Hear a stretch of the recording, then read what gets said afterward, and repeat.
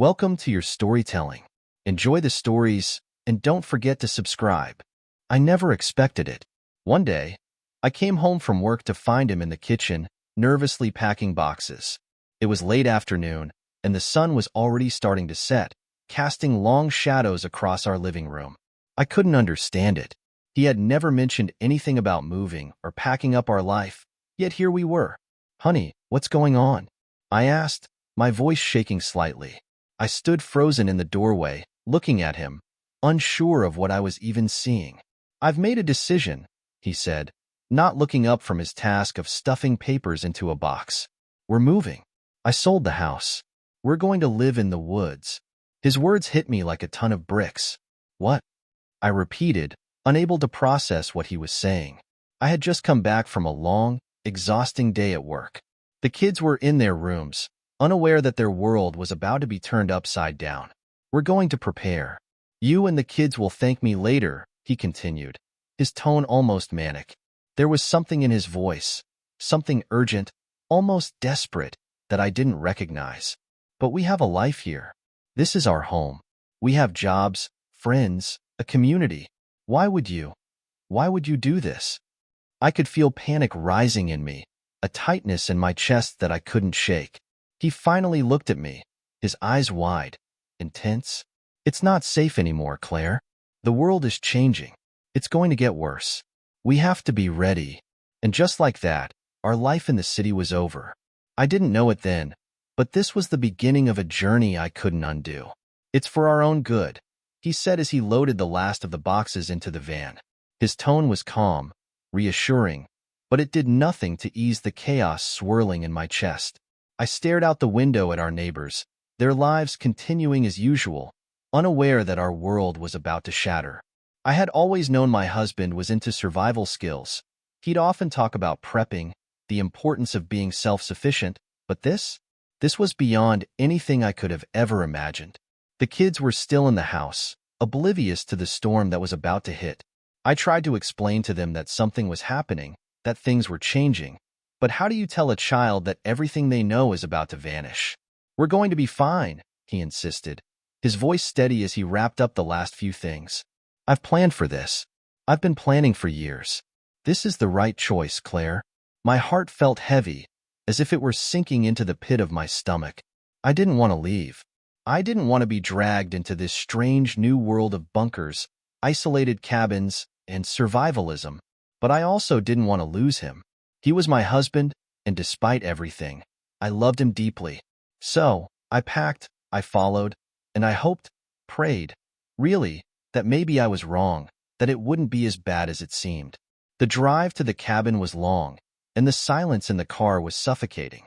The kids kept asking questions I didn't have answers to, their voices full of confusion and fear. "Why are we moving, Mommy?" my youngest asked, his small hand clutching mine. I didn't know how to answer. When we finally arrived at the cabin, I thought I'd lost my mind. It was so remote, nestled deep in the woods, far away from civilization. There was no neighbor in sight, no sign of life. Just trees, dirt, and a small, unassuming cabin that looked like it had been forgotten by time itself. The cabin wasn't even in good condition. The paint on the walls was peeling, and the roof had holes where the rain could seep through. My husband, however, seemed elated. He practically ran toward the cabin, like it was some kind of treasure he had finally uncovered. "This is it. This is the place where we'll survive," he exclaimed, his eyes wide with excitement. I could see the way he was practically glowing. It was like he'd been waiting for this moment his entire life, and now it had arrived.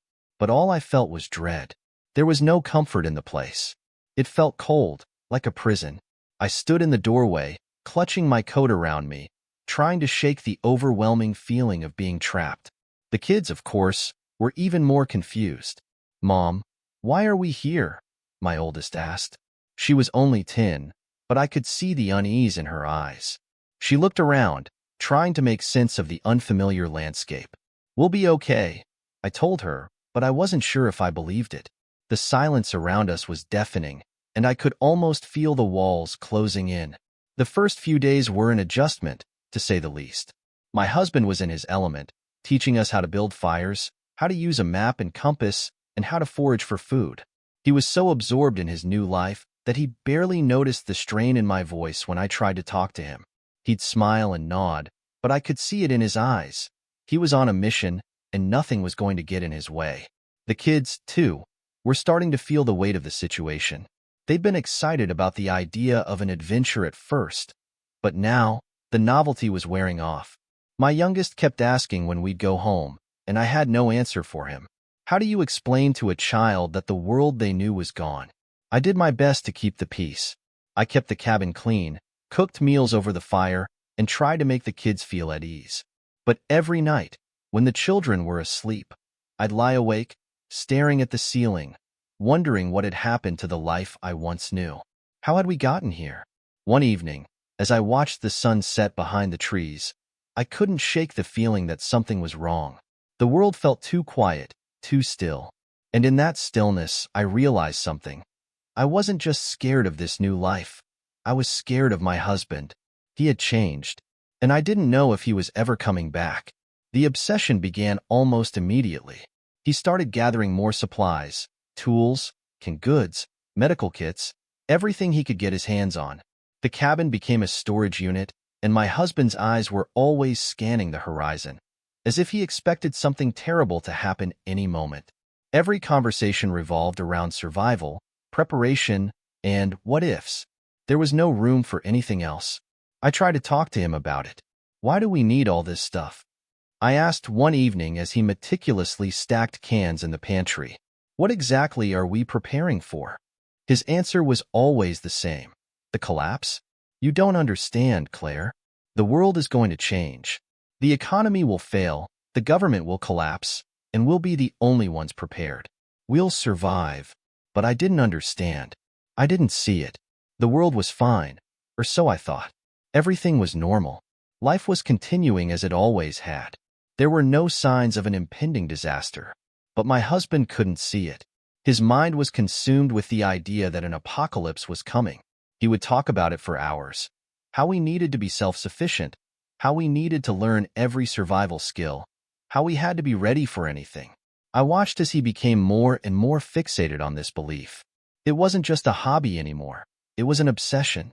And as the days passed, I couldn't help but wonder, was I losing him? Was this new life really what he wanted, or had something broken inside him? One night, as we sat around the fire, my husband's eyes were brighter than ever. There was a certain intensity in his gaze that I couldn't quite place. The apocalypse is coming, he said, as if it were the most obvious thing in the world. We're not ready yet, but we will be. I'm going to make sure we survive, Claire. No matter what. His words sent a chill down my spine. I looked at him, but I couldn't see the man I had married anymore. The man I loved seemed to be slipping away, replaced by this stranger obsessed with survival. Do you really believe that? I asked, trying to keep my voice steady. Do you honestly think the world is going to end? His smile was small but knowing. I do, and I'll make sure we're ready for it. You'll see, Claire. You'll thank me when it happens. That night, I couldn't sleep. The wind howled outside the cabin, and all I could hear was the steady crackling of the fire. I thought about my children, about their future. Would they ever know the world I had grown up in? Or would they live their lives in this cold, isolated cabin, preparing for something that might never come? I didn't know the answer, but the doubt was beginning to settle in. Something wasn't right, and I wasn't sure I could ignore it anymore. The more time we spent in the cabin, the more I noticed my husband's fixation on the idea that the world was teetering on the edge of collapse. It consumed him. He would spend hours poring over maps, talking about possible scenarios, and trying to predict what might trigger the downfall of society. There was no room for small talk anymore. No room for the little things that made life feel normal. One evening, I tried to approach him calmly. What exactly do you see happening, Andrew? What makes you think everything is going to fall apart? He paused, his face becoming serious. It's already happening, Claire. Have you been watching the news? Global instability, economic turmoil, it's all connected. People are blind to it, but it's coming. And when it does, we'll be the only ones ready. We'll have food, shelter, everything we need to survive. I shook my head. I don't see it. I don't see anything happening, Andrew. Everything's fine. The kids are fine. We're fine. But he wasn't hearing me. He was too far gone into his belief that the world was on the brink of an apocalypse. And the more I pushed, the more distant he became, like we were living in two entirely separate realities. Trust me, he said with a quiet certainty. This is for our survival. This is what we need to do. I wanted to argue, to beg him to see reason, but something in his eyes told me it was pointless. He'd already made up his mind. I had to accept it or risk losing him completely. A week later, my anxiety had reached new heights. I couldn't shake the feeling that something was missing. Something was wrong. We'd been in this cabin for what felt like an eternity, and I had no idea how much longer I could keep up the act, pretending everything was fine. One afternoon, I tried talking to him again. Andrew, I miss our old life. I miss our friends, the neighbors, our routine. This feels like a nightmare. He looked at me, his expression unreadable. You'll understand, Claire. One day, when it all hits, you'll understand why I did this. I wanted to scream. I wanted to tell him that I didn't need an apocalypse to be happy, that I didn't need to be prepared for something that might never come. But the words caught in my throat. What if he was right? What if everything was truly about to fall apart? The more I thought about it, the more I realized just how deeply he believed in this. This wasn't a phase. This wasn't some passing interest. This was his new reality. And somehow, I had to fit into it. But how? How could I live in a world that felt like a constant state of fear and paranoia? Days turned into weeks, and the kids grew quieter. They still didn't fully understand what was happening, but I could see it in their eyes, the same confusion I felt. They missed their friends. They missed the city. They missed everything that felt normal, everything that felt safe. One evening, as we sat down for dinner in the dim light of the cabin, my oldest daughter, Emma, spoke up. Mom, when can we go back home? I don't like it here. I want to see my friends again. Her words broke me. I could see the sadness in her eyes, the yearning for the life she once knew. And I didn't have an answer for her. I didn't know when, or if, we would ever go back. Andrew, of course, didn't understand. We can't go back. There's nothing there for us anymore. We're safe here. Safe? Was this really safety? The isolation, the fear, the constant worry. This was not a life I ever imagined for my children. But as I looked at my husband, I saw the resolve in his face. There was no changing his mind. This was his vision for our future. I tried to keep it together for the kids, but inside, I was unraveling. I couldn't do this anymore. The walls were closing in, and I didn't know how to escape. I spent the next few days in a haze, barely able to focus on anything but the growing tension in the cabin. I could feel myself slipping, the weight of the situation pressing down on me. Every time I tried to talk to Andrew, he brushed me off. Every attempt at connection felt like a failure. His obsession with survival had become his entire world, and I was just a passive observer. One afternoon, as I was walking through the woods, I saw something that made my heart skip a beat. A trail of footprints, fresh in the snow. There were other people out here, people who weren't us. I felt a wave of panic. Who could it be? Was it someone from the outside world?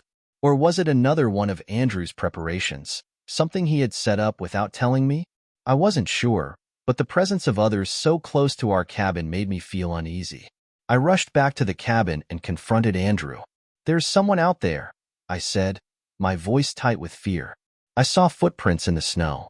Are we really alone out here? His expression didn't change. We're fine. We're prepared for anything. Don't worry about it.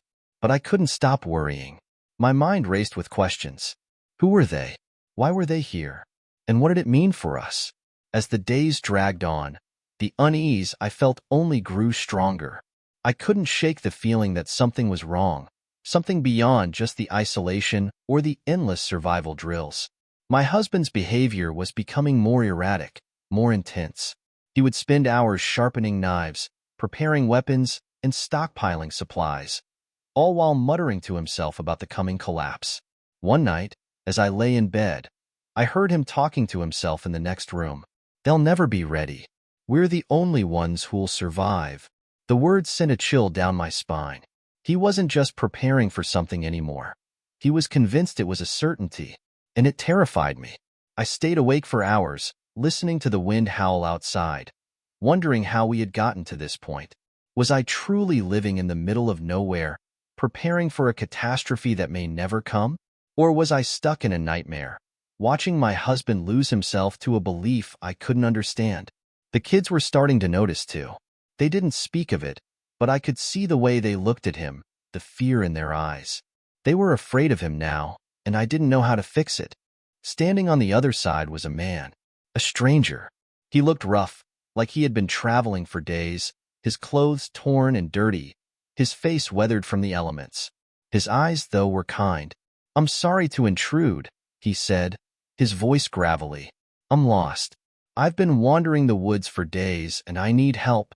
My first instinct was to slam the door and bolt it shut, but something in his voice, something in his eyes, stopped me. I looked back at the kids, who were watching from the corner of the room, their eyes wide with fear. I didn't want to put them in danger, but I also couldn't turn away someone in need. "What happened?" I asked, trying to keep my voice steady. "I got separated from my group," he explained, wiping his brow. "I've been trying to find my way back, but I lost track of the trail. Can you help me?" I looked out into the darkness of the woods behind him. It was getting late, and the thought of anyone else out here, so close to our cabin, sent a chill through me. But I couldn't turn him away. I couldn't make that choice. "Come in," I said, stepping aside.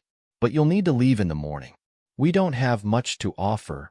The stranger, his name was Jack, settled into the cabin for the night. He seemed harmless enough, though I couldn't shake the feeling that something wasn't quite right. I watched him carefully as he ate the small meal I had prepared, his eyes constantly darting around the room. The kids were nervous but polite. Emma, ever the curious one, asked him questions about his journey. Jack answered each one with a vague, distant response. But there was something about him that didn't sit right with me.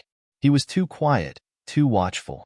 It was like he was sizing up the cabin, as if he was trying to figure out if we were worth staying with, or if we were a threat. As the night wore on, I couldn't help but feel uneasy. I had invited him in, but now I wondered if that had been a mistake. I wanted to talk to Andrew about it, but he wasn't there. I had no idea where he had gone, or when he would return. I kept glancing at Jack as he sat near the fire. His eyes would occasionally meet mine, but there was no warmth in them.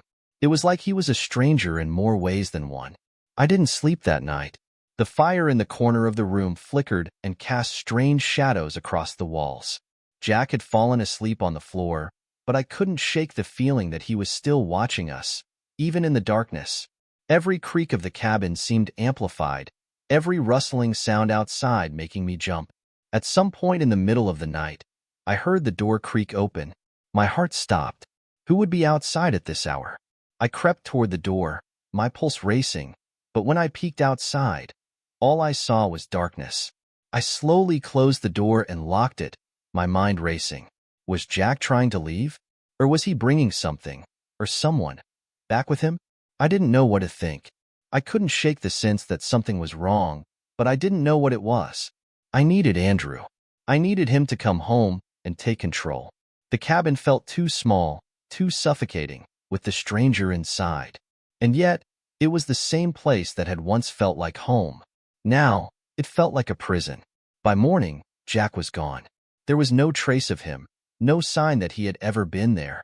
The fire had gone out, and the place seemed eerily quiet. It was as if he had never existed at all. I tried to tell myself it had been nothing. Just a man lost in the woods, someone passing through, needing help. But deep down, I knew something was off. The feeling lingered, gnawing at the pit of my stomach. When Andrew finally returned, I told him everything. His face was unreadable as I spoke, his brow furrowed in concentration. When I finished, he simply nodded. "You shouldn't have let him in," he said quietly. "You don't know who you're dealing with out here. We can't trust anyone." But I had trusted him. I had trusted Jack. And now, I felt more lost than ever. This life, this place, it was changing me in ways I couldn't understand. And I was beginning to wonder if I would ever be able to escape it. The events of the previous night weighed heavily on me. I couldn't stop thinking about Jack. His disappearance didn't sit right. Why had he come? What had he wanted? More importantly, Why had he left so suddenly? I kept replaying our brief interaction in my mind, trying to decipher any clues, but nothing made sense. My mind was a jumbled mess of questions with no answers. Andrew didn't seem overly concerned, though. When I mentioned it again, he brushed it off as if it was no big deal. "People wander through these woods all the time," he said, his voice dismissive. "It's nothing to worry about." But I wasn't convinced. Something about Jack's behavior, the way he was always watching, the way he disappeared without a trace, felt wrong. I wanted to trust Andrew, but I also felt a growing sense of unease. What if Andrew was wrong? What if this was the beginning of something much bigger, something that neither of us was prepared for? As the days went by, I found myself more and more withdrawn. The cabin felt smaller. The woods felt darker. The kids noticed, too. They had always been afraid of the isolation, but now it seemed as if the fear had taken root in them. I could see it in their eyes whenever they glanced nervously out the window, as if they were expecting something or someone to appear at any moment. I couldn't ignore the feeling any longer. Something had changed in me since we had come here. The person I had been, the woman who believed in the safety of a home, of a family, of a future, was slipping away. And the woman I was becoming, I didn't know who she was anymore. One evening, as I sat by the fire with the kids, I heard something that made my heart stop, a faint tapping at the door. It was quiet at first, almost like the sound of raindrops hitting the roof, but then it came again, louder, more insistent. My breath caught in my throat. I glanced at the kids. They were frozen, eyes wide with fear. My mind raced. Could it be Jack? Had he come back? Or was it someone else? I stood up slowly, my legs trembling beneath me. The last time I had answered a knock at the door, it had changed everything. I didn't want to make the same mistake again, but I had no choice. If someone was out there, I needed to know who it was. I opened the door cautiously, my heart pounding in my chest. It was Andrew. "Claire, what are you doing? You can't be out here like this," he said sharply, his face taut with frustration. His eyes scanned the cabin, his gaze lingering on the kids. There was something in his tone I hadn't heard before, a hint of anger, maybe even desperation. "I thought I heard something," I said, stepping aside to let him in. We're just scared." Andrew didn't answer. Instead, he walked past me, his gaze sweeping the cabin with an almost predatory focus, his eyes darting from the windows to the door. "Stay inside," he muttered, his voice low, but there was something in it, something that made me want to protest, but I couldn't. His presence, that quiet intensity, commanded silence.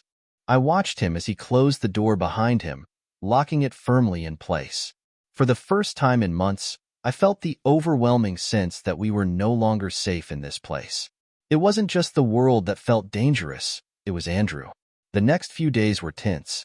Andrew had become more paranoid, more focused on securing the cabin.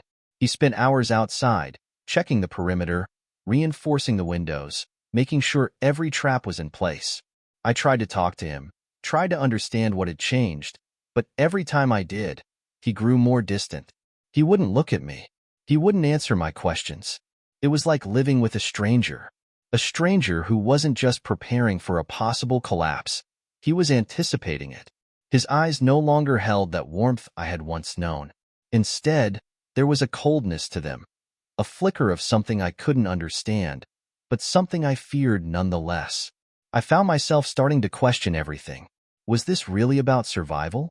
Or was it about control? Was it about the fear of losing control? Could I even trust him anymore? What had happened to the man I married? And then, one evening, it all came to a head. I couldn't take it any longer. The silence, the tension, it was eating away at me. I had tried everything I could think of, talking, asking, pleading, but nothing had worked. Andrew wasn't listening. So I did what I never thought I would do. I confronted him. "Andrew, what is happening to us? What is happening to you?" I asked, my voice shaking with emotion. "You're not the man I married. You're not the man I love." He turned to face me, his expression unreadable. For a moment, he just stood there, his fists clenched at his sides. "I'm doing this for us, Claire. You just don't understand." "No," I said, shaking my head. You're doing this for you. You're so wrapped up in your own fear, in your own vision of what the world is becoming, that you're losing everything else. You're losing us. His face hardened, his jaw tightening. You don't get it. You're just as blind as everyone else. They won't understand until it's too late. But by then, it'll be too late for all of us. I could see the walls around him, thick with fear and paranoia, but I wasn't sure how to break through anymore. I wasn't sure if I could. That night, Andrew went to sleep early, leaving me alone in the dark. I sat by the fire, staring at the flickering flames, my mind racing. The kids were already asleep, tucked into their beds, unaware of the storm that was brewing outside. I couldn't ignore the gnawing feeling in my chest any longer. I had been living in this nightmare for too long. The fear, the uncertainty, the isolation. It was suffocating me. I made a decision then. I couldn't do this anymore. I couldn't live like this. I had to find a way out. I had to find a way back to the world. The decision had been made, but now I had to figure out how to leave. I couldn't just walk out the door without Andrew noticing. He was too vigilant. He would never let me go, not after everything that had happened. But I had to try. For the sake of my sanity, for the sake of the kids. That night, I waited until the cabin was silent. The wind howled outside, and the trees swayed with a rhythm that felt almost unnatural. The fire in the hearth had burned down to embers, casting a soft glow on the room. I crept toward the window and peeked outside. The moonlight illuminated the woods, casting long shadows that seemed to stretch for miles. I knew I couldn't go far, not without a plan. But I needed to get out of the cabin, to feel like I was still in control of something. Anything. I slipped into my boots and grabbed a small bag. My hands were trembling as I packed the essentials: a few snacks, some water, and a flashlight. I had no idea where I would go, but I couldn't stay here any longer. I moved quietly through the cabin, my heart pounding in my chest. The kids were sleeping soundly in their rooms, unaware of the plan I was hatching. I couldn't tell them. Not yet. They would never understand, not at their age. I opened the door as quietly as I could, stepping out into the cold night air. The crunch of snow beneath my boots was the only sound. I closed the door behind me, careful not to make a noise. I didn't know where I was going, but I knew I couldn't stay. The woods were eerily quiet as I walked deeper into the forest. The trees towered over me, casting dark shadows that seemed to watch my every move. My breath came out in quick bursts, visible in the frigid air. I wasn't sure how far I had walked when I heard a noise behind me. I froze. Was it Andrew? Had he discovered I was gone? My heart raced, my pulse pounding in my ears. I turned around slowly, but there was no one. The forest was silent again, save for the occasional rustle of leaves. I took another step forward, but my mind kept racing. I had no idea what I was doing out here in the middle of nowhere. What was I even looking for? A way out? A solution? I couldn't stop thinking about Andrew, about the way he had changed, about the way he had become so consumed by fear. He wasn't the man I had married. He wasn't the man who used to tell me everything would be okay. Now, everything was a threat, and I was starting to believe he was the biggest one. The further I walked, the more my thoughts swirled. I couldn't escape the feeling that something was watching me, waiting for the moment I let my guard down. The woods had a way of making you feel small, insignificant, as though you were just a fleeting thought in the grand scheme of things. But then, just as I was about to turn back, I heard a voice. Claire. I spun around, my heart leaping into my throat. There, standing at the edge of the woods, was Andrew. His face was pale, his eyes wild. Andrew, I whispered, my voice trembling. What are you doing out here? I knew you would leave, he said, his voice flat. I knew you would try to run. You can't escape, Claire. You're part of this now. We all are. Andrew stood there, his figure barely visible in the moonlight. I could see the tension in his posture, the way his hands twitched at his sides. He wasn't angry. He was afraid. Come back inside, he said, his voice low. You don't understand what's out here. You don't understand what's coming. I don't understand what you've become, Andrew, I replied, my voice shaking with emotion. I don't understand why you're doing this to us. Why you're dragging us into this fear, this paranoia, This isn't living. This is just surviving. His eyes flashed with something. Anger, frustration, maybe even sadness. But it quickly disappeared, replaced by that familiar, unsettling resolve. You don't get it, Claire. It's not just survival anymore. It's about being prepared for what's coming. You think this is just some phase, some fantasy, but it's not. This is real. The world is changing, and we have to be ready. I shook my head. I don't believe that. I don't want to believe that. You will, he said, his voice hard. We all will. He stepped closer, his eyes never leaving mine. For a moment, there was silence, just the sound of the wind and the creaking of the trees. My heart was racing, my mind reeling. I didn't know what to do. I can't go back, Andrew, I whispered. Not like this. Not when you're so lost in your own fear. There was a long, tense silence as Andrew and I stood in the woods, the distance between us growing wider with every passing second. I could feel the weight of the decision pressing down on me. This wasn't just about survival anymore. It was about the choice to live, to keep going, to preserve what little of ourselves we had left. I can't live in fear anymore, I said, my voice barely audible. I need to find my way back to who I was, who we were. I need to protect the kids from all of this. He didn't say anything at first. His face was a mixture of hurt and disbelief. I could see the struggle in his eyes, but I also saw the walls he had built around himself. He wasn't going to listen. He couldn't hear me anymore. You don't have a choice, he said quietly, his voice breaking. We don't have a choice. It's too late. But for the first time in a long time, I didn't believe him. I didn't believe that this was our fate. I didn't believe that the life we had built, before everything changed, was beyond reach. I'm not afraid anymore, Andrew, I said softly, and I won't let fear control us. With that, I turned and began to walk away, not knowing where I was going, but knowing that I couldn't stay there, in that place of fear and isolation, any longer. The path ahead was uncertain, but I couldn't let the fear of the unknown stop me. Each step I took felt like a small victory, a defiance of everything Andrew had imposed on our lives. The cold air bit at my skin, but it felt strangely liberating, almost like I was breathing for the first time in months. I didn't know how far I would go. I didn't even know if I could make it without the kids, but I had to keep moving forward. I couldn't let Andrew's world of paranoia and control dictate mine. Not anymore. As the forest opened up, the moonlight revealed the vastness around me. It was beautiful, in a haunting sort of way. The silence of the wilderness was overwhelming, but it was also a reminder of how much I had lost, and how much I still had the chance to find.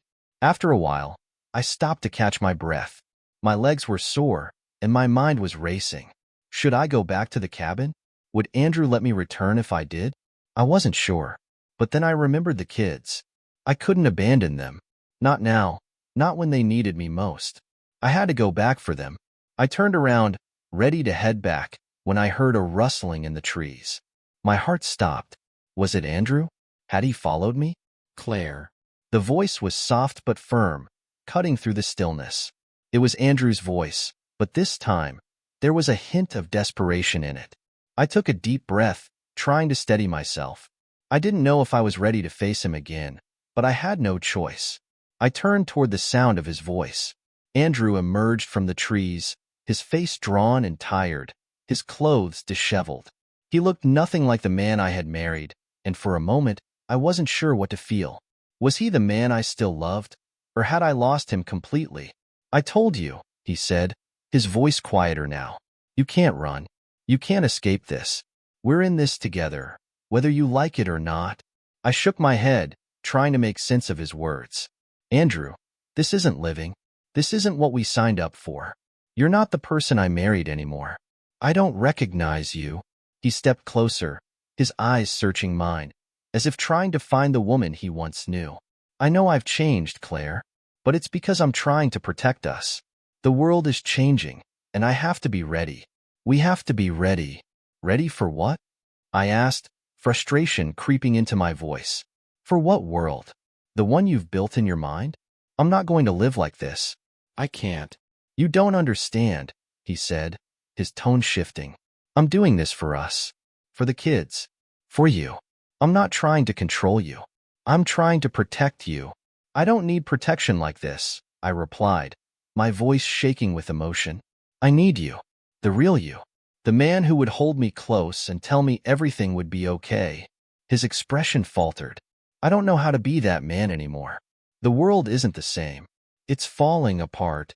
I stepped back, the distance between us growing once again. Maybe it is falling apart, but I don't want to live like this. I don't want to live in constant fear, waiting for something that might never come. There was a long silence between us as we stood in the moonlit forest, the weight of our words hanging in the air. I could see the conflict in Andrew's eyes, the battle between the man he had become and the man I knew he used to be. I wanted to reach out, to comfort him, but I wasn't sure if that man was still there. I can't go back, Andrew, I said softly. I can't be a part of this anymore. I need to find a way back to our old life. For me, for the kids. He looked at me as if I had betrayed him, and in some way, I guess I had. But the betrayal ran both ways. We had both changed, both grown apart in ways we hadn't even realized. I don't know what to say, he muttered, his voice cracking. I thought I was doing the right thing. I know, I said quietly, my heart breaking for him. But we can't live like this. We can't live in a constant state of fear. It's not healthy. It's not living. There was no more arguing after that. We both knew what had to be done, even if we didn't want to admit it. I couldn't stay in this world he had created for us, and I didn't think he could leave it behind either. I'll go back to the cabin, I said, finally breaking the silence. But only for the kids. I'll make sure they're safe. And then, we'll figure out what happens next. Andrew nodded slowly, his face a mixture of resignation and sorrow. I'll stay out here, he said, his voice barely audible. I'll wait for you. The walk back to the cabin felt like an eternity. The woods, which had once seemed so peaceful, now felt suffocating. Each step I took felt heavier, as if the weight of my decision was pressing down on me. I didn't know if I had made the right choice, but I knew I couldn't keep running forever. When I finally reached the cabin, the kids were still asleep. I stepped inside, closing the door quietly behind me. The warmth from the fire was a stark contrast to the cold air outside, but it didn't comfort me as it once had. It felt hollow, empty. I sat down by the fire, my thoughts a whirlwind. I didn't know what the future held for any of us. I didn't know if we could ever return to the life we once had, or if Andrew would continue to spiral further into this survivalist world he had created. But one thing was clear. I couldn't live in fear anymore. I couldn't let Andrew's paranoia define our family. I had to fight for what we once had, even if it meant taking a path I wasn't sure I was ready for. The next few days passed in a blur. Andrew stayed outside most of the time, coming in only to sleep. The tension between us was palpable, but neither of us knew how to bridge the gap that had grown between us. I spent my days trying to keep the kids as normal as possible, even though I could feel the cracks in our family growing wider. I knew things couldn't stay like this. I knew something had to change, but I didn't know how to make it happen. One evening, after the kids were asleep, I sat by the fire, staring into the flames. The thought of leaving again crossed my mind, but this time, I wasn't sure it would make a difference. I had left once, but I had returned, and deep down, I knew I couldn't leave without knowing how to fix what had broken us. I couldn't fix Andrew, but maybe I could fix us. Maybe there was still hope, even if it seemed impossible. The days felt endless, the tension in the cabin growing heavier with each passing moment. I could feel the weight of everything pressing down on me. Andrew, the kids, the uncertainty of it all. I couldn't shake the feeling that we were on the edge of something we couldn't control, but I didn't know how to stop it. I spent hours thinking, trying to plan what came next, but nothing seemed right. I couldn't just pretend everything was fine. I couldn't ignore the fact that Andrew was slipping further into his world of survivalism, and that the man I had loved was barely there anymore. But then I thought about the kids. I couldn't let them grow up in this constant fear. I couldn't let them believe that the world was a dangerous, unforgiving place. I had to protect them from that. One night, after dinner, I finally made up my mind. I couldn't keep waiting for things to get better on their own. I had to do something. I couldn't just stand by and watch as Andrew destroyed everything we had worked for. I sat down with him after the kids were asleep, my heart pounding in my chest. It was time for a conversation we had been avoiding for too long. "Andrew," I started, my voice steady despite the storm of emotions swirling inside me. "We need to talk. About everything." He looked at me, his eyes wary, but he nodded. "What is it now, Claire? You know this isn't working. You can feel it too," I said softly. "We can't live like this anymore. I can't keep pretending that everything is fine when it's not." He stared at me for a moment, his face unreadable. Then he sighed, running a hand through his hair. "I know, Claire. I know it's not what I promised you, but I'm trying to protect us. I don't know any other way to do it." "I get that," I said, my voice breaking. "But we're not living anymore. We're just surviving. And that's not enough for me. It's not enough for the kids. We can't keep living in constant fear."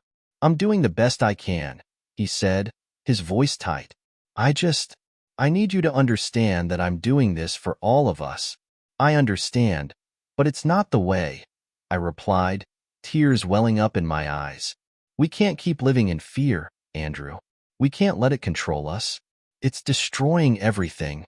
For the first time in a long while, I saw a flicker of the man I had married. He looked at me with such sorrow in his eyes, his voice barely a whisper. "I don't know how to stop, Claire. I don't know how to undo everything I've done." I reached out and took his hand. "I don't have all the answers, Andrew, but I can't keep living like this. We need to find a way back to each other, back to who we were." The days that followed were filled with difficult conversations, long silences, and quiet tears. Andrew and I talked more than we had in months, trying to find common ground between his survivalist mindset and my desire for peace and normalcy. It wasn't easy. It wasn't even close to being easy, but we both knew it was the only way forward. I could see the struggle in Andrew's eyes, the internal battle between the man he had become and the man he wanted to be. I could feel it in every word he said, every action he took. He was trying in his own way, but it wasn't enough. Not for me, not for the kids. We decided to take small steps. Instead of spending every waking moment preparing for an apocalypse that might never come, we started reconnecting with the world outside. We took the kids on short trips to nearby towns, visited local businesses, and spent time together, just the four of us, without the weight of survivalism hanging over us. It wasn't perfect, but it was a start, and it felt like a breath of fresh air after the suffocating isolation of the cabin. But every step we took forward, Andrew seemed to take one back. There was always a moment when the old habits, the old fears, crept back in. I knew he wasn't completely ready to let go, but I also knew that if we were ever going to heal, we had to keep moving forward together. It was a sunny afternoon when everything came to a head. We had been out on a hike, the kids laughing as they ran ahead, the wind in their hair, and I felt for a moment like everything might just be okay. Andrew had been quieter than usual, and I could see the tension in his shoulders, the way he kept glancing around as though waiting for something to happen. It was like he was always on edge, always watching for danger that no one else could see. I stopped walking for a moment, turning to face him. "Andrew, we need to talk," I said, my voice firm but gentle. He didn't meet my eyes. "Not now, Claire. We're out here to enjoy the day." "I don't care about the day, Andrew. I care about you," I said, stepping closer to him. "I care about us. But you're still so caught up in everything. I don't think you're really here with us. You're still stuck in your survival world." He clenched his fists, his jaw tight. "You don't get it. You can't just ignore the reality of what's happening. We have to be prepared for the worst." "I'm not asking you to ignore it," I replied, my voice calm but firm. "I'm asking you to live in the present, to be here with me, with the kids. You can't keep living like this. We need to find a way to be a family again." Andrew looked at me then, his eyes filled with frustration and fear. "I don't know how to stop, Claire. I don't know how to undo all the things I've done." "I know," I said softly, "but I need you to try. For us." And for the first time in a long time, I saw a flicker of hope in his eyes. The tension between Andrew and me had reached a boiling point, and there was no way to ignore it any longer. We had reached a fragile moment, one that felt like either everything was about to break or we were finally going to mend what had been torn apart. I tried to hold on to the hope that things could get better, But every time I looked at Andrew, I saw the remnants of the man I used to know, twisted by fear and uncertainty. I wondered if the person I had fallen in love with was still buried beneath the layers of paranoia. That night, after the kids had gone to bed, I sat by the fire, the flickering flames dancing in the quiet room. Andrew stood by the window, his eyes staring out into the darkness of the wilderness, as though waiting for something to appear. "Andrew," I called softly, my voice breaking the silence. He didn't respond right away. After a moment, he finally turned to face me. "Do you remember when we used to sit together, before all this, just talking about our dreams?" I asked, the words barely above a whisper. "I want to go back to that, Andrew. I want us to be happy again, together, the way we used to be." He swallowed hard, a tightness in his throat. "I don't know if I can go back, Claire. I don't know if I can undo what I've become." I took a deep breath, my hands shaking as I clasped them together. "I'm not asking you to undo anything. I'm asking you to be here, to be present with us, to be a family again." Andrew's eyes softened for just a moment, but then the walls he had built around himself returned. "I can't promise you that," he said quietly. "Not yet. But we don't have to live like this forever," I replied, my voice full of determination. "We can start small, one step at a time. We can find a way back to us." Andrew didn't answer, but the look in his eyes told me everything I needed to know. He was still so lost, so unsure of where he belonged in this world. But the more I looked at him, the more I realized that we were both lost. We had both lost sight of who we were, and it was going to take time to find our way back. The days that followed felt like we were walking on a tightrope, each step precarious, the tension never fully leaving the air. But we tried. We tried to reconnect, to be present for each other, to find our way back to some semblance of normalcy. Andrew would occasionally talk about his plans for the future, the things he thought we needed to do to prepare for whatever might come. But it wasn't as obsessive as it had been. He didn't dominate every conversation with talk of survival tactics and apocalyptic scenarios. Slowly, we began to share moments that didn't revolve around fear. We spent the evenings together, cooking meals, playing board games with the kids, sitting on the porch watching the stars. The quiet moments began to remind me of the life we had once shared, before everything became so complicated. But as much as I wanted to believe that things could return to what they were, there were still cracks in the foundation. Andrew was still battling his internal demons, and I could see the strain it was putting on him. The fear was always there, just beneath the surface. One afternoon, as I was packing a picnic for the kids, I found a letter on the kitchen counter. It was from Andrew. My heart skipped a beat as I unfolded it. "Claire, I don't know if I can go back to what we had. I don't know if I can be the man you want me to be. But I'm trying. I'm trying to find a way to be here with you, to be a part of this family. I just don't know how. Please don't give up on me. I don't want to lose you. Andrew." I felt a lump form in my throat as I read the words. It was the first time in a long while that I felt like he was truly reaching out, trying to bridge the gap between us. Maybe there was hope for us after all. I folded the letter carefully and placed it in my pocket. I didn't have all the answers. I didn't know what the future would hold. But for the first time in a long time, I felt like we might have a chance. The following weeks brought small changes. Andrew and I began talking more openly about our feelings, about the fears and doubts that had been haunting us. It wasn't easy, and there were still moments when the weight of everything threatened to crush us. But we kept pushing forward, one conversation at a time. We also focused on the kids. We had spent so much time trying to survive, to protect them from what we thought was coming, that we had forgotten what it was like to just be a family. So we took trips together, visited the places we used to enjoy, and tried to create memories that didn't involve fear. It wasn't perfect, and there were days when the old habits crept back in. But we kept trying, and that was all I could ask for. One evening, as we sat together by the fire, I glanced over at Andrew. His face was softer now, more relaxed than I had seen it in months. He was watching the flames, but I could tell his thoughts were far away.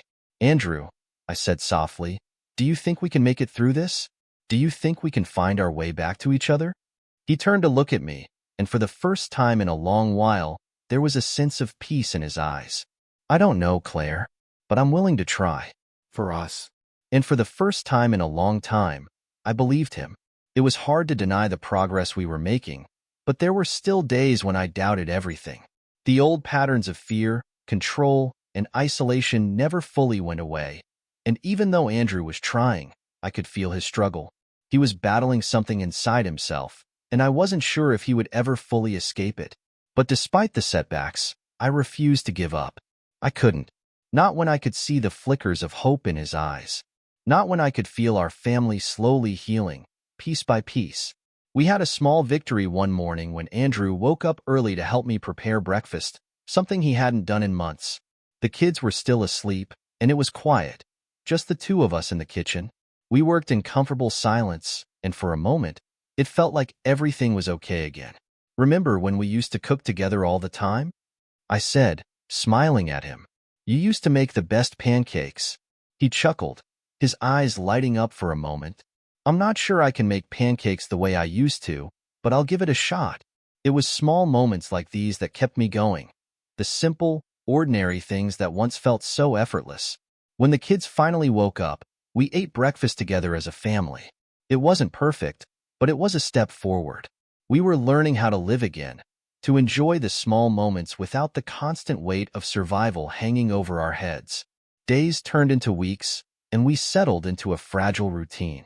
It wasn't always easy, and there were times when the fear crept back in, like a shadow that refused to leave. But I saw the effort in Andrew.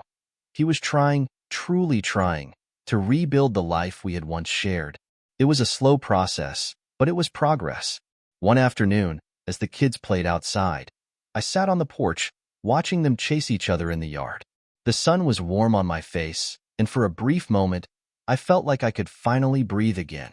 It had been so long since I felt this kind of peace, so long since the world around me didn't feel like it was about to collapse. Andrew came outside and sat next to me. He didn't say anything at first, just watched the kids run around, their laughter echoing through the quiet yard. I could feel his tension, though, the way his eyes flickered nervously from the kids to the woods beyond. "Do you ever think about the future, Claire?" he asked softly, his voice hesitant. "Of course I do," I said, turning to face him. "I think about it every day, but I don't think about it the way you do. I don't want to spend every moment worrying about what could happen. I want to enjoy what we have now, while we have it." He nodded, his gaze lingering on the horizon. "I'm trying to do that. I'm trying to let go of all the fear, of all the what-ifs. But it's hard. I don't know how to stop thinking about it." "I know," I said gently, taking his hand. "I know it's hard, but we can't let it control us anymore. We have to start living again." He squeezed my hand, a faint smile tugging at the corner of his lips. "I'll keep trying. I promise." I smiled back, my heart filled with cautious hope. Maybe, just maybe, we were finally finding our way back to each other. One afternoon, as we sat around the table, the kids excitedly sharing stories from school, I realized something I hadn't noticed before. We were actually talking, really talking. There was laughter in the air, genuine joy that hadn't been there in a long time. It was in the small moments, like when Emma told a funny story about her class, or when Luke asked Andrew to teach him how to start a fire, something he'd never had an interest in before. Andrew had started to let go of some of the rigidity he had imposed on us. He no longer filled every moment with survivalist talk or the fear of what might come next. Instead, he began to take pleasure in the things that mattered most, being with us, with the kids, with me. After dinner, we sat together by the fire outside. The night was cool, but the warmth from the fire kept us comfortable. We didn't speak much, but there was a quiet understanding between us. I rested my head on Andrew's shoulder, feeling the weight of the day slowly drift away. "I don't know how to thank you," I said quietly, my voice barely audible over the crackling fire. "For everything. For trying. For being here." He kissed the top of my head, his voice soft but steady. "You don't have to thank me, Claire. I'm the one who needs to apologize. For everything." "You don't need to apologize," I whispered. "We're here now. That's all that matters." For the first time in a long time, I felt a sense of peace wash over me. I had no idea what the future would hold, but in that moment, I knew we were doing the best we could. And for the first time in a long time, that was enough. Time continued to move forward, slowly but surely, and with it came more moments of joy and connection. We began to rebuild our lives, piece by piece, until one day, it no longer felt like we were just surviving. We were living. Andrew and I had our setbacks, moments when the weight of everything would bear down on us. But we learned to talk through them, to support each other instead of letting the distance between us grow. The kids thrived in this new environment, surrounded by love and safety, free from the fear that had once consumed us. I watched them grow, their laughter echoing through the house, and I felt a deep sense of gratitude for the chance to give them the childhood they deserved. One evening, as I tucked the kids into bed, I found myself reflecting on everything that had happened, the pain, the fear, the uncertainty. But I also thought about the healing, the growth, and the love that had blossomed from the ashes of what we had lost. Andrew came to stand beside me, his hand resting gently on my shoulder. "We're going to be okay, Claire," he said, his voice filled with conviction. I turned to him, meeting his eyes. "Yeah, I think we are." And in that moment, I believed him. It had been a few months since that moment by the fire when everything felt so uncertain, and yet so full of promise.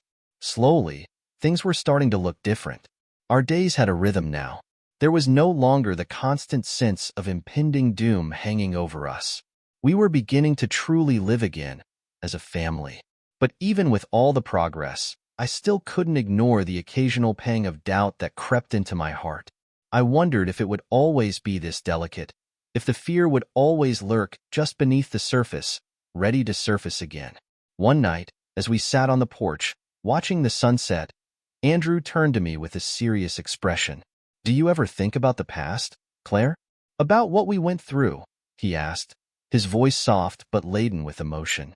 I took a deep breath, feeling a lump in my throat. "I think about it a lot," I confessed, "but I try not to dwell on it. It was hard, Andrew. We both know that. But I want to focus on now. On what we have now." He nodded, his face reflecting a sadness that I hadn't seen in a long time. "I can't undo the past. I can't erase the things I put you through, the things I put the kids through. But I want you to know that I'm sorry. I never wanted to hurt you." "I know, Andrew," I said softly. "I know. And I've forgiven you. I've forgiven us both for what we had to go through." We sat in silence, the fading sunlight casting a warm glow over the yard. I had learned so much about forgiveness in those months, about letting go of the past and moving forward, one day at a time. Days passed, and I could see Andrew slowly shedding the last of his fears. There were still moments when he would catch himself, tense, when something reminded him of the danger he had once perceived in the world. But they were fewer and farther between. I could see that he was finding peace. Maybe not all at once, and maybe not in the way he had expected, but it was there. He was no longer the man obsessed with survival. He was beginning to reclaim the life we had shared. One weekend, we decided to take the kids on a camping trip, a real one this time. Not one dictated by apocalyptic paranoia, but one filled with hiking, fishing, and making memories. As we hiked through the forest, the kids running ahead, laughing and exploring, I felt a peace settle in my chest. For the first time in a long time, it didn't feel like we were constantly running from something. We were simply living. Andrew and I shared a quiet moment by a stream, watching the kids play. He turned to me with a soft smile. "This is what I wanted all along," he said, his voice low. "I just didn't know how to get here. But now I feel like we're finally where we're supposed to be." I smiled back, feeling a deep sense of gratitude for the journey we had been on. "We'll get there," I said. Together. Life, as it tends to do, carried on. The world continued spinning, and with it, we kept moving forward, one step at a time. We learned to live with the lessons we had learned, to cherish the small moments, to embrace the beauty of simplicity. The kids were growing, and I was watching them blossom into the people they were meant to be. They had no idea how close they had come to a different reality, one where fear and survival had taken precedence over everything else. But we were grateful for where we were now, for the safety and love we could offer them. I had my doubts, of course. It was impossible not to, but I had learned to trust the process, to trust that healing wasn't linear, and that the road ahead wasn't always straight. We had found our way, even when it seemed impossible. One evening, as I was tucking the kids into bed, I heard Andrew's voice from the other room.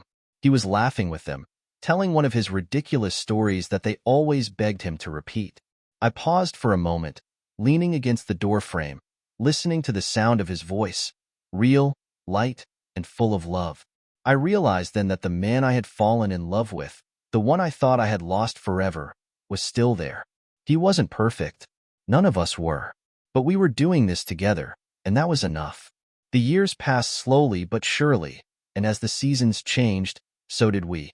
We learned to navigate life with a new sense of balance. I no longer had to live in fear of the world falling apart, and I no longer had to question whether we could ever truly return to normal. We had made it. One afternoon, I found myself sitting in the same kitchen where so many conversations had happened over the years, the ones that had torn us apart and then slowly mended us together. I looked at Andrew, who was cooking dinner with the kids, teaching them how to make spaghetti sauce from scratch. I felt a deep sense of peace, something I hadn't felt in a long time. It was like a wave of relief washed over me, clearing away all the fear, the doubts, the years of uncertainty. We had made it through the storm, and now we were standing on the other side. I realized in that moment that we were exactly where we were meant to be. It had taken time. It had taken patience, love, and a willingness to keep trying. But we had done it. We had come out of the wilderness together. The final chapter of our story is one of hope. It's the story of a family who had been tested by the darkest of times, but who refused to give up on each other. It's a story of resilience, of love that fought through the fears and uncertainties and came out stronger on the other side. As I sit here now, years later, I see the beauty in what we've built. I see a family that, despite everything, has learned to live fully, to love deeply, and to embrace the unknown with open hearts. Andrew and I are still on this journey, together. There will always be challenges. There will always be moments of doubt, but we've learned how to face them together. And as I watch the sun set on the horizon, I know that no matter what the future holds, we'll be ready, because we've already survived the hardest part. We've learned how to live again.